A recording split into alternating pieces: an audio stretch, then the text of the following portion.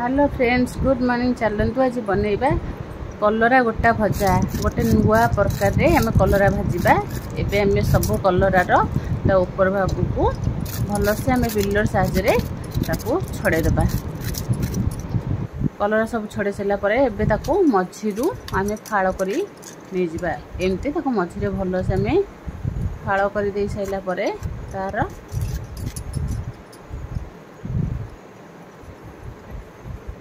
सबू मंजी को आम गोटे स्पून साहाय्य मंजी की सब एमती काढ़ी दबा।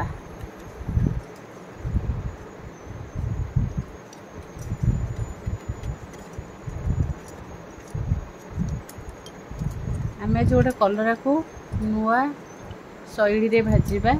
एबे हमर कलरार सब मंजी बाहरी आसलानी। आम एबे गोटे कढ़ई गरम करदबा। कढ़ई रे आम पानी देदबा गोटे ग्लास। हाफ टी स्पून आम देदबा लुण, हाफ टी स्पून देदबा हल्दी। एबे आम कलरा को तादरे पकईदबा। कलरा आम सिझेबा सबू पानी जमी मरीज। तापर आम कलरा को काढ़ा। एबे हमर कलरा देखो फुटी आसलानी, सिझी भी गलानी। एबे हम कलरार सब पानी मरी जाइए। एबे आम कलरा को गोटे प्लेट को काढ़ी दबा।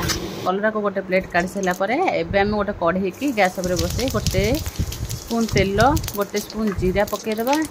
गोटे पियाज को आम भलसे ग्रेटेड कर पूरा भलसे चुन चुन करके पकईबा। एबे आम रसुण कंचा लंकार छेचा पकईबा। छेचा पकईकी भलसे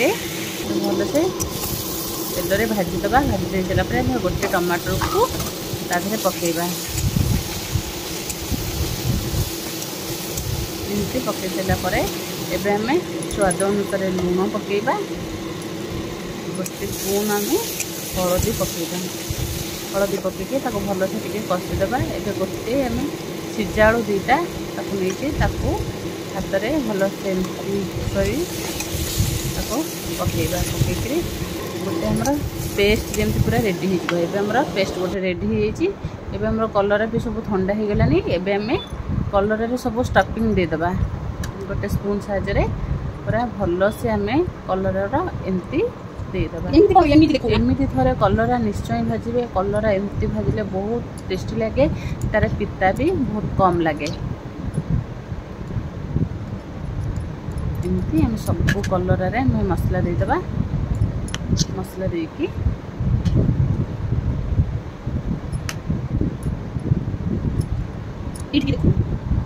एबे हम देखो मैं पूरा कलर सब मसला दे सारे। एबे हम गोटे पैन गरम करवा।